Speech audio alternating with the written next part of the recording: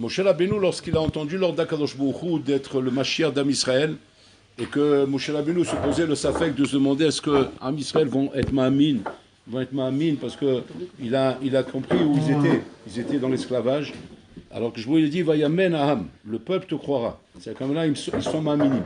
N'aie pas peur à ce niveau-là. Et là-bas, Vadaï, on ramène comme ça, hein, on ramène dans le Gadat Hachas, dans le Gadat Hachas, on ramène comme ça.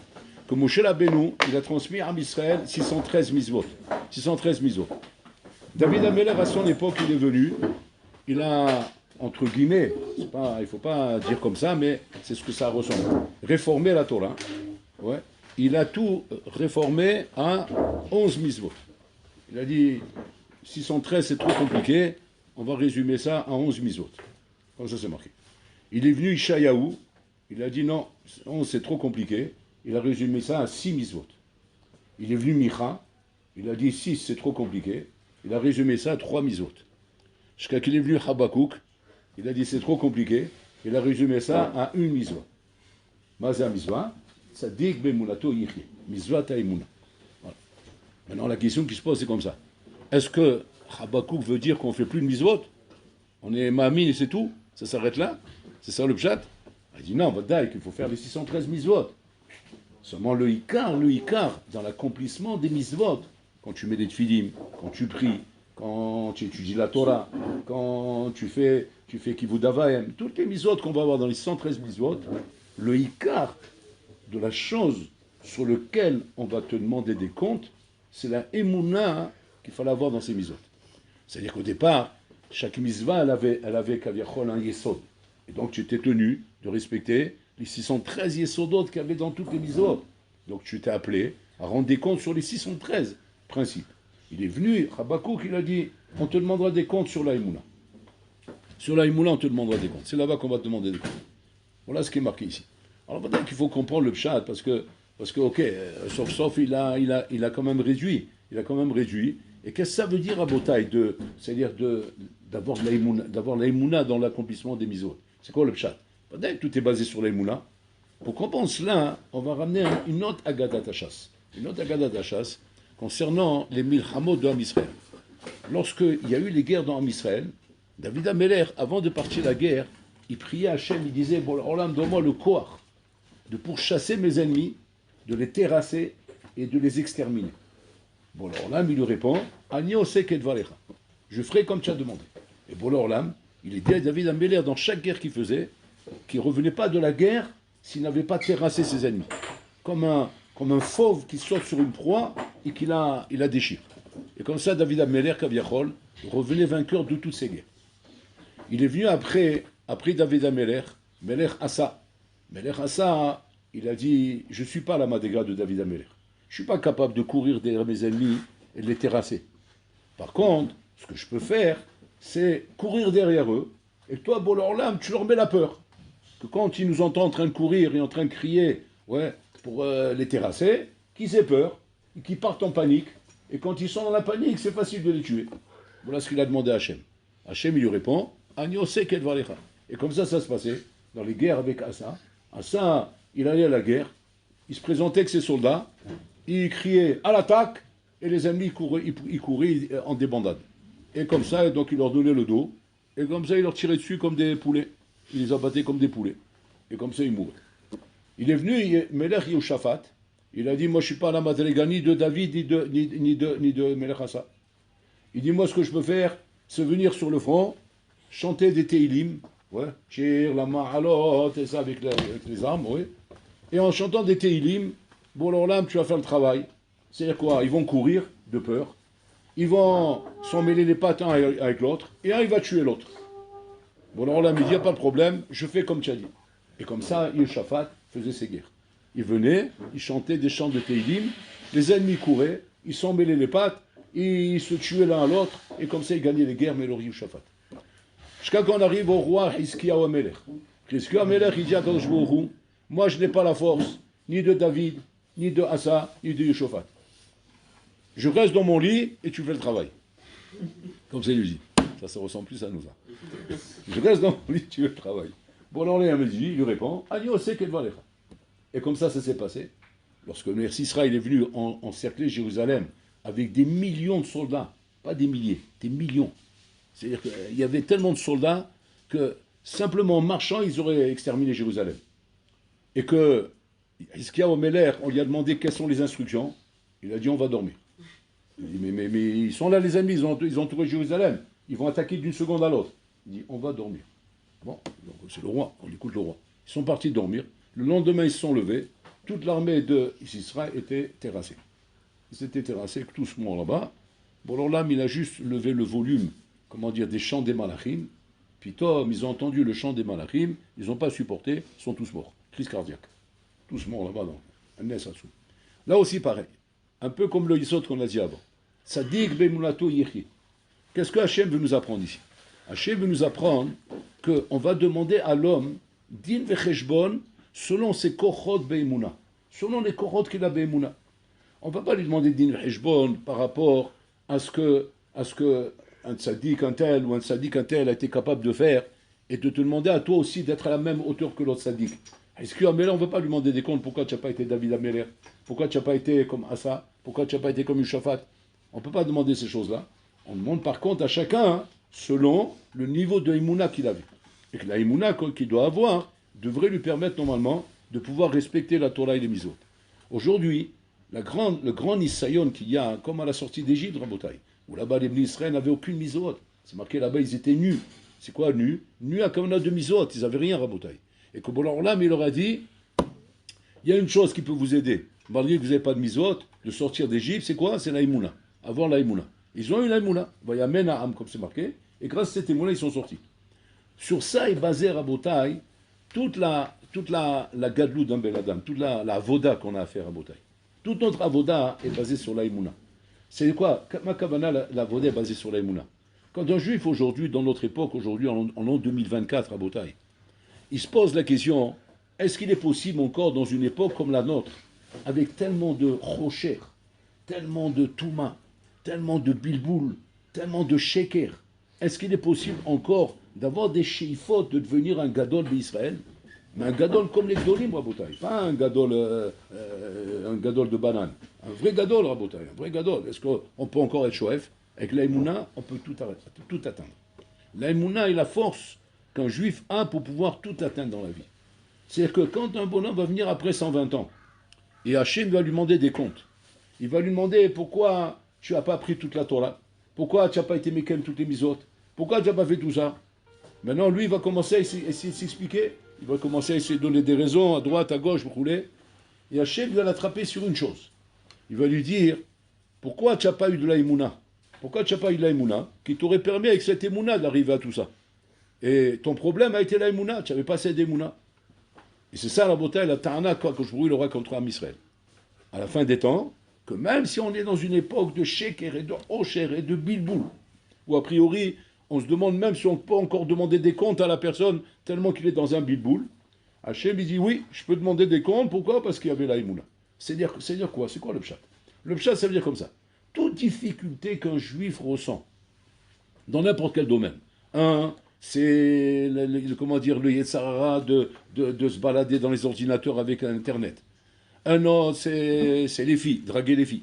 Un autre, c'est les joints. Un autre, c'est l'alcool. Un autre, c'est les boîtes de nuit. Un autre, c'est la musique. Un autre, c'est Batlan. Batlané. Voilà. Lui, c'est simple. Lui, il n'a pas de chifote nulle part. Nulle part. Il n'a pas ni rien, tout ça. Lui, c'est rien que Batlané. C'est-à-dire, plus il reste dans le lit, mieux il est. Il dort, jusqu'à qu'il en a marre, il se lève, et il fait ce qu'il a à faire, et après il retourne dormir, et comme ça il passe les jours. Chacun son nœud dans la vie, Rabotai. Maintenant, tu vas me dire, comment on fait quand on a des boulets comme ça au pied, comment on fait pour continuer à courir et pour pouvoir être dans la course de devenir des Gdolim, Rabotai? Parce que quand je vais au roux, la Torah, elle n'a pas changé, la Torah, elle est la même. La Torah qui a été donnée au Mont Sinaï il y a plus de 3000 ans en arrière, c'est la même Torah qu'aujourd'hui on te demande de respecter. Tu dis, attends, mais on devrait la changer, cette Torah. Elle est plus praticable, Bechlal, comme c'était à l'époque. À l'époque, c'est le Tanaïm. Tu sais ce que c'est un Tana? Un Tana, il était capable de faire Triatamitim, Bechlal. De faire Triatamitim, il était capable un Tana. Tu veux te comparer avec Rabbi Akiva, tu veux te comparer avec Rabbi Hanan Ben Zakkai, avec Rabban Gamliel. Comment on peut se comparer, Rabotai? Si rien qu'un Amora, un Rishon, même Acharon, ouais, du dor d'avant, Rabotai. On le laisserait juste venir comme ça. Par exemple, on inviterait le Hafez Raïm, Rabotai, de faire une tournée dans les chivotes. Il viendrait dans les chivotes, mais il ferait kriya, Rabotai, il se déchirait les habits, de voir le dor dans lequel Matzav il est. Je ne l'ai pas amené, Rabotai, dans le Bronx du Rolam. Je l'ai amené dans les chivotes, Rabotai. Tellement qu'il y a une irrita, Tadorot, Tatsuma, Rabotai. Maintenant, tu vas me dire, Ribono chez le Rolam, comment avec un Matzav comme ça, avec une irrita pareille, où, Bichlan, on n'a plus les mêmes conditions qu'il y avait à l'époque. À l'époque, tu marchais dans la rue, tu rencontrais, à l'époque des Nevi'im, Rabotai, il y avait 1 200 000 navis. Comme ça a été décompté dans tout Israël. 1 200 000 Nevi'im. Tu sais ce que ça veut dire 1 200 000 Nevi'im? C'est que tu n'as pas besoin de téléphone, Bichlan. Tu as besoin de téléphone. Aujourd'hui, sans téléphone, tu ne peux rien faire. À l'époque, tu marches dans la rue, tu rencontres le Navi. Tu dis à Sidi, un Navi, je voudrais vous poser des questions. Alors déjà, avant que tu parles, il te recadre. Oui, il te recadre d'abord. Pourquoi tu n'es pas levé ce matin à la fila? Tu as fait Kriyat Shema très tard. Pourquoi hier soir tu n'as pas étudié? Pourquoi tu n'as pas fait Modéani ce matin quand tu t'es levé? Pourquoi tu n'as pas fait Nitila comme il fallait? Pourquoi tu as fait... Bon, tu ne parles pas. Tu ne parles pas parce qu'un Navi, tu ne peux pas être mitvaker avec lui. Il peut te dire dans les détails à quelle heure, à quel endroit, de quelle manière. C'est un scanner, Donc tu baisses tes yeux comme ça. Pendant qu'il parle, tu fais Hatati Avi. Une fois qu'il a terminé de parler, tu poses tes questions, il te répond, tu es réglé. Ton problème est réglé. Tu fais tchouva à la makom. À la makom, tu fais tchouva. C'est marqué Lo haya Yehudi b'Yerushalayim she'alach lishon sans faire tchouva shlema al kol ha'averot shelo. C'est-à-dire qu'au jour le jour, ce n'était pas un Nathan Kippour. Au jour le jour, tu passais à la machine. C'était passage à la machine, nettoyer, propre, pressing, tac, repasser, voilà, clé en main. Et le bonhomme, comme ça, Gdolim, Mamash, Tzadikim, Niflaim. C'était un autre d'or, Rabotai, un autre d'or. On voyait la Shrina, on voyait la Gdusha, on voyait la sainteté. Il y avait Mamash, comment dire, on rencontrait un qui me racontait au Melach, au Maroc, que quand la prière est terminée, il y avait un chamash qui sortait dehors, il criait Mamash, que la prière elle est terminée, et à la makom, les femmes elles disparaissaient, comme tu sais, quand tu vois des pigeons en train de crier, tu cours vers eux pour leur faire peur, ils sont envolés comme ça. Ils disparaissaient à la makom. Il n'y a pas une femme qui tournait dans les rues, Rabotai. C'est-à-dire que faire Shmirat Enaim, c'est Shmirat Enaim du dimion, de à quoi peut ressembler une femme, alors que ça se trouve, les bonhommes grandissaient, ils ne savaient même pas à quoi ressemblait une femme. Pour vous dire où ils étaient les bonhommes. Dans une doucha Atsuma, et ça, c'était pas rien que les grands sadikim, c'était tout le monde. Tout le monde était comme ça en Bretagne. Maintenant, tu avais les spéciaux, les grands, qui faisaient des anagotes de Gdusha et de Prichout et d'Inyanim Kaeler à Bretagne. Mais le plus pachout, le bonhomme le plus pachout, il était là-bas, le bonhomme. Regardez un peu dans quelle époque il vivait, dans quelle Gdusha il vivait, et dans quelles conditions à Bretagne. Il pouvait apprendre la Torah sans avoir de milhamot, sans bilboul, sans rien. Tout était halak. On étudiait la Torah parce que c'était la seule chose qu'il y avait à faire. Il n'y a pas d'internet, il n'y avait pas tous ces trucs-là à Bretagne. Donc ça, c'est on étudiait. Qu'est-ce que tu fais d'autre? Tu fais quoi? Tourner avec les melons? À faire quoi avec les melons? Qu'est-ce que tu vas faire avec eux? Il n'y a rien à faire avec eux. Ils ne sont même pas intelligents. Donc on s'asseyait devant la Gemara et on voyait tellement de beauté, tellement de niflaon dans ça. On était heureux. Aujourd'hui, à Bretagne, on est dans un roulam de bilboul. Bilboul, au point que le bonhomme, il se demande, mais c'est la question à Foura qu'on se pose aujourd'hui. Qu'est-ce que je fais devant une Gemara? C'est ça qu'aujourd'hui qu'on se pose comme question. Avant, mais qu'est-ce que je fais ailleurs que devant une Gemara? Aujourd'hui, qu'est-ce que je fais devant une Gemara? Avant, tu voyais les enfants, ils n'avaient pas Tintin et Milou, il n'y avait pas ça, Tintin et Milou. Tu les voyais assis, par exemple, dans le jardin, assis par terre, comme ça. Ils avaient chacun un livre, ils bouquinaient. Aujourd'hui, qu'est-ce que tu vas trouver dans les mains de l'enfant? Un iPhone, encore Tintin et Milou, c'était la belle génération. C'est la belle époque qu'il y avait Tintin et Milou. Aujourd'hui, il y a Tintin et Milou. Aujourd'hui, Habibi dans l'iPhone, dans les mains. Avant, qu'est-ce qu'ils avaient dans les mains? Des Mishnayot, des Agadot, des Midrashim. C'est ça qu'ils avaient dans les mains. Tu vois, les enfants, ils étaient du matin au soir. Ils prenaient la Mishnah. Tant qu'il la terminait pas, il la lâchait pas. Et comme ça, ils répétaient. Ils étaient bâqués dans toute la Torah, aujourd'hui, tout est fker, tout est mamash, comment dire, meboulbam. Avec quoi on tient aujourd'hui? Comment tu peux encore avoir des shifot et mouna? Avant la mouna, Rabotai. C'est-à-dire qu'aujourd'hui, kaviachol, le din vacheshbon que tu vas avoir à rendre après 120 ans, c'est pas pourquoi tu n'as pas été Baba Saleh ou tu n'as pas été le Hafez Chaim, tu n'as pas été le Hazonish. On ne va pas te poser ces questions. Pourquoi? Parce que, de toute façon, dans le dos où on est Rabotai, on peut comprendre direct, sans trop creuser, que c'était pratiquement impossible. À Piteva, c'est pratiquement impossible. Alors tu vas dire, alors c'est quoi les comptes qu'on va me rendre? Pourquoi, sauf, on va me demander pourquoi tu n'as pas étudié toute la Torah? Pourquoi tu n'as pas étudié... je ne comprends pas, c'est décalé. On ne peut pas me poser des questions pareilles si je suis dans un nord qui est complètement à l'ouest. C'est pas possible. Comment on peut comprendre une chose pareille à Botaï? Alors sur ça, il y a un Beth Alevi. Un Beth Alevi qui explique ce Yesod. Le Beth Alevi, il explique ce Yesod à partir de ce qui s'est passé avec Dina, la fille de Yaakov Avinu. Mzrob là-bas, du Hamor, là-bas, qu'est-ce qu'il a fait? Ouais, il a violé Dina. Il a séduit, il a fait toutes les bêtises du monde avec elle. Et quand Shimon et Lévi, ils ont appris ça, qu'est-ce qu'ils ont fait? Ils ont fait un stratagème de la faire croire qu'on est prêt à négocier avec vous et nous marier avec vous. Seulement, il faut faire la Brit Mila. Si vous n'êtes pas circoncis, on ne peut rien faire avec vous. Et donc, eux, ils ont cru naïvement qu'il venait pour leur proposer quelque chose de bien. Et donc, ils ont exigé, tellement qu'il était amoureux de la fille de Yaakov Avinu, ils ont exigé à tout le monde de faire tous la Brit Mila. Ils ont entendu Shimon et Lévi le 3e jour, Yom Ashlishi Beyotam Kohavim, que c'est le jour où normalement la Brit est fait très mal. Et que là, ils étaient tous à plat ventre, ils étaient jetés comme des sacs, tellement qu'ils souffraient. Ils sont venus avec des glaives, les deux, Shimon et Lévi, et ils ont massacré toute la ville. Ils ont fait un massacre. Ils n'ont pas laissé un survivant. Un survivant, ils n'ont pas laissé là. Ils sont tous morts. Alors le Beth Alevi, regarde ce qu'il ramène. Il ramène comme ça. Qu'est-ce qui a amené à ce dîne-là? Comment ce dîne-là, aussi impitoyable que ça, pour Maaseh Znout? C'est-à-dire, tu l'as lui. Lui, il a fait une avéra. Pourquoi tu tues tout le monde? Il y a des bonhommes là-bas, ça se trouve, ils ne sont même pas au courant. Il n'y avait pas la télé à l'époque, il n'y avait pas la radio, il n'y avait pas les journaux. Il y a des gens là-bas, peut-être, qui ne sont même pas au courant de l'histoire qui s'est passée. Et puis, Tom, ils se voient quoi? Ils se voient égorgés, ouais, comme des poulets. Et ils ne comprennent pas. Mavelama, Makara, c'est quoi cette furie-là? C'est quoi ce rebelle? Comment comprendre une chose pareille? Et le Beth Alevi, il répond comme ça. Regarde ce qu'il répond. Il répond comme ça. Que si effectivement, il était d'usage dans le monde de faire une abomination pareille, de prendre une jeune fille, qui n'est pas une fille qui traîne les rues ni rien, et la prendre et de lui faire ce qu'on y a fait là-bas, c'est ça l'usage. Alors à ce moment-là, on peut pardonner que par hasard, bon, il n'y a pas de hasard, mais par hasard, c'est arrivé à la fille de Yaakov. Comme c'est marqué là-bas, Dina, elle est sortie, bon, elle s'est fait attraper. Mais comme c'est d'usage à l'époque, et que tout le monde faisait ça, alors bon, on peut comprendre que cette fois-ci, malheureusement, c'est tombé sur la fille de Yaakov, comme c'est du Beth Alevi. Là, c'est Vadaï que Shimon et Lévi n'auraient jamais touché qui que ce soit de la ville. Mais maintenant que, effectivement, on ne fait pas des choses pareilles, même à une Goya, on ne fait pas une chose pareille.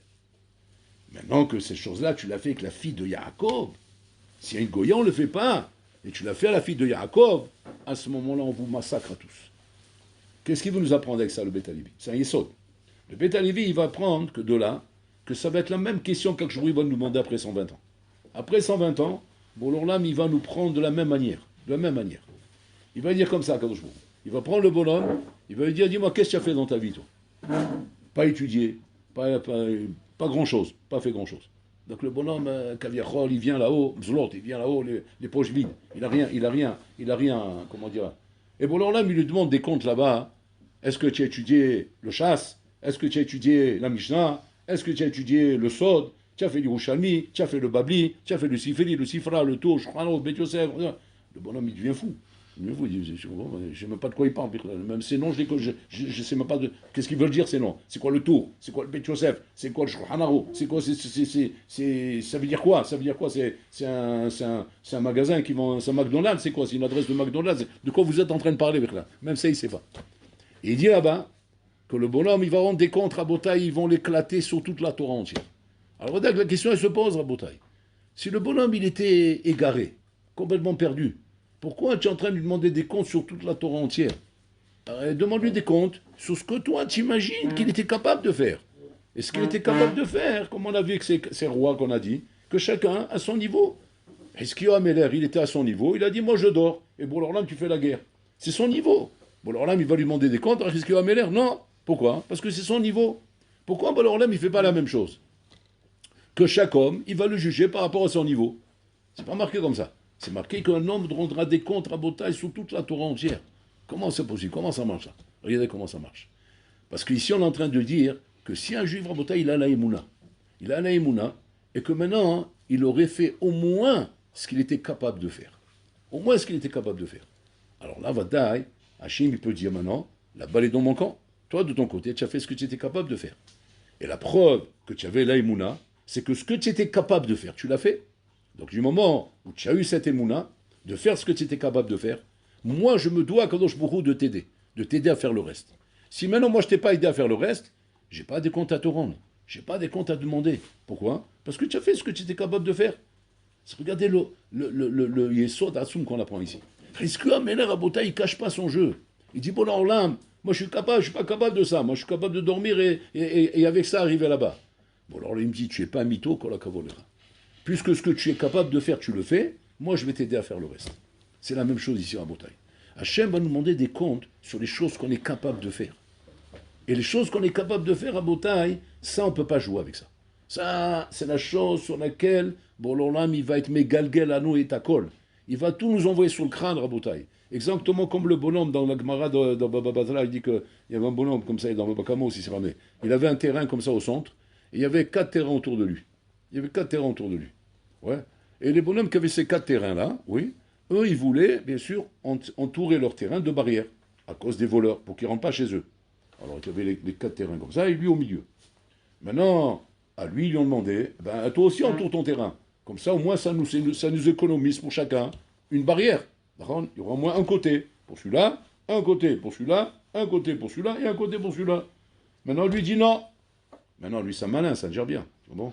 Qu'est-ce qu'il a fait? Il a dit non, moi, je fais rien. Faites ce que vous voulez. Il les laisse faire.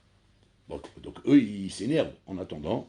Qu'est-ce qu'ils font? Bon, ils commencent à faire les barrières les concernant à eux. C'est ça que de toute façon, on ne peut pas lui demander à lui. Alors, ils ont commencé à faire leurs barrières à eux. Mais par contre, ils n'ont pas fait la barrière du milieu. Pourquoi? Parce que ça, c'est son terrain à lui. Ouais. Maintenant, qu'est-ce qu'il a fait, lui?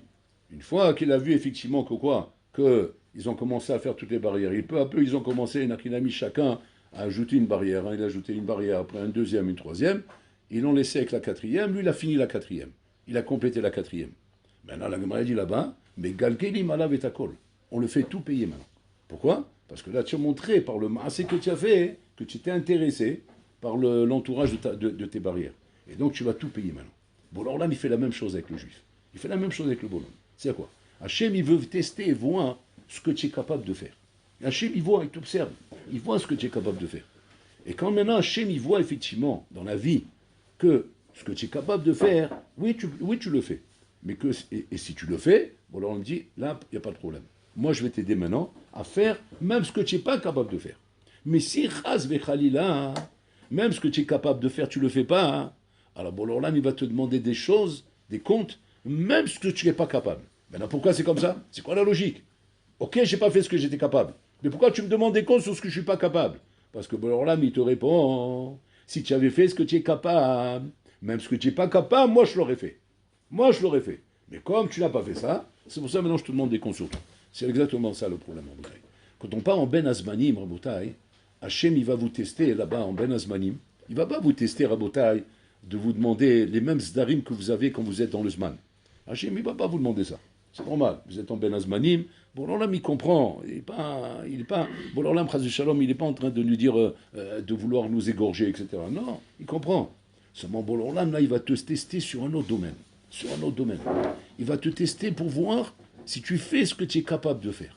Parce que là-bas, c'est là-bas que tu es testé. Parce que là-bas, il n'y a plus de Misgueret, il n'y a plus de Rosh Shiva, il n'y a plus de Mashgiar, il n'y a plus personne qui te surveille. C'est toi avec toi-même. Et toi avec toi-même, tu es testé sur une chose. Est-ce que tu fais ce que tu es capable de faire? La tfila le matin, l'étude, être kovéatim la Torah, faire attention de ne pas faire de bêtises, d'aller à droite à gauche, rouler, pas shoot. Est-ce que ce que tu es capable de faire, tu le fais? Et si maintenant, effectivement, le bonhomme Babota, il fait attention à ce qu'il est capable de faire, de le faire, puis Tom, il va voir, c'est incroyable, comment Bolam lui donne Siada Ishmaïa, et comment Hachem il l'aide dans le Ben Azmanim, où a priori il n'a pas de surveillance, il n'a pas de cadre ni rien, il voit comment Hachem il l'aide. Et par contre, l'autre, que lui, même ce qu'il est capable de faire, il ne fait pas, il va revenir, il va dire, waouh, Hachem Ishmor, quel Ben Azmanim pourri que j'ai eu. Il dit pourquoi? Mais chez Mishmor, rien n'allait. Il n'y avait rien qui allait. Alors maintenant, on va faire le Mifran. Son copain, il va lui dire, bah, je sais pas, mais moi, c'était parfait. Je comprends pas, mais je comprends pas, tu es moins bien que moi. Quand on est à l'Yeshiva, je suis mieux que toi. Comment se fait qu'en Ben Azmani, tu as été mieux que moi? Comment ça se fait? On va faire l'examen en bataille. L'examen, il n'est pas shoot. C'est que l'autre, en vérité, c'est vrai qu'il est moins bien que toi à l'Yeshiva. Mais quand il était en Ben Azmani, il a fait ce qu'il pouvait faire. Ce qu'il pouvait faire, il l'a mis en place. Et ça, il n'a pas bougé de ça. Puis toi, qu'est-ce qui se passe? Hachem donne Siyad Shmaya. Pourquoi? Parce qu'il a fait ce qu'il pouvait faire. Hachem, il aide. Mais l'autre, même ce qu'il pouvait faire, il n'a pas fait. Il s'est laissé aller, Kaviachol. C'est-à-dire qu'il a baissé la pression. Et mais là, qu'est-ce qui se passe? Bon, alors là, à ce moment-là, il va lui demander des comptes même sur ce qu'il aurait pu faire, sur ce qu'il n'aurait pas pu faire, et qu'Hachem aurait pu l'aider à le faire. Et ça, c'est le souci qu'on doit avoir à Botaï quand on se trouve maintenant confronté à nous-mêmes. Parce que là, à l'Yeshiva, d'une certaine manière, on est confronté à nous-mêmes, d'une certaine manière. Mais pas complètement, parce qu'il y a une misguérette. Mais quand on est en Ben Azmani, on est confronté réellement à nous-mêmes à Botaï. Donc, et le cheshbon constamment dans ta tête de te dire comme ça. Attention, le cheshbon maintenant, il est directement entre moi et mon créateur. À l'Yeshiva, il était indirectement entre moi et mon créateur parce que ça passait par les rabbanim. Mais là, maintenant, c'est entre moi et mon créateur. Je suis chez moi tout seul à la maison. Ouais, je dois faire l'effort que moi je peux faire. C'est-à-dire de ne pas tomber, shalom, directement dans des bêtises. Alors je dois faire au moins l'effort que je peux faire. Et bon, là, il va m'aider. Alors ça va être quoi l'effort? Maintenant, je me trouve à la maison, il est 4 heures de l'après-midi. Ok. Maintenant, comme par hasard, il n'y a pas de hasard. Ouais. Il n'y a personne à la maison. Je suis seul à la maison. Et là, maintenant, je m'ennuie. Mais je m'ennuie à mourir. Je vais tuer quelqu'un tellement je m'ennuie. Ouais. Et je m'ennuie tellement qu'à un moment donné, je me dis, bon, ben, il n'y a rien à faire. Je vais me mettre sur un écran. Je vais commencer un peu à me balader, m'occuper avec ça, m'occuper avec quelque chose au moins. Et là, le bonhomme, il se trouve confronté à lui-même. Maintenant, la question, elle est comme ça. Qu'est-ce qu'à ton avis, Hachem, il attend de toi maintenant? Qu'est-ce qu'il attend de toi?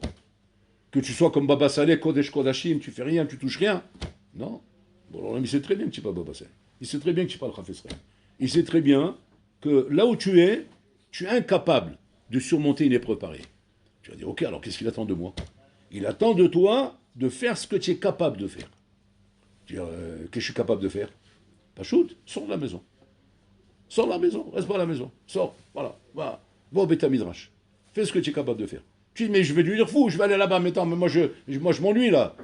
Et là-bas, je vais m'ennuyer encore plus. Parce que là, je te préviens, hein, je vais au Beth Midrash, je vais dormir, je vais pas étudier. Là, j'ai étudié ce matin, c'est déjà beaucoup pour moi. Là, je vais pas étudier, là. Alors, je vais stam au Beth Midrash. Va stam au Beth Midrash. Là, tu as fait ce que tu es capable de faire. Tu vas dire, et alors après? Après, tu verras ce qu'Hachem il va faire pour toi. Et Hachem, maintenant, comme il a vu que tu as fait ce que tu es capable de faire, maintenant, lui, il va te trouver la suite. Il va te donner les forces de la suite.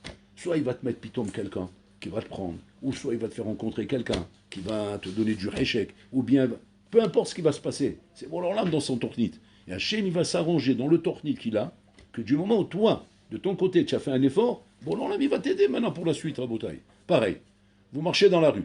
C'est Ben Azmanim, il commence à faire chaud. Et quand il fait chaud, eh ben, on se découvre. Ouais. Et les femmes, elles se découvrent aussi, malheureusement. Ouais. Et quand les femmes, elles se découvrent, alors le Yitzhara, il nous dit, ben regarde. Si tu regardes pas, à quoi ça sert alors? Il faut regarder. Maintenant, lui, il dit, attends, mais moi, j'arrive pas à faire Shmirat Enaim. Je suis pas encore à cette madriga. Je suis pas Baba Saleh qui marche la tête en bas, ou comme Baba Meir, ou comme... Je suis pas à ces madrigotes-là. Ok? Maintenant, tu vas dire, quoi, Hachem va me demander des comptes, pourquoi j'ai pas fait Shmirat Enaim pendant le Ben Azmanim? Moi, je suis pas à cette madriga, Kvodarav. C'est pas ça. Hachem ne va pas te demander des comptes sur ça. Qu'est-ce qu'il va demander ou quoi? Il va te demander, fais ce que tu peux faire. C'est quoi, fais ce que tu peux faire? Baisse les yeux la première fois. Baisse les yeux la deuxième fois. Ce que tu peux faire, fais-le.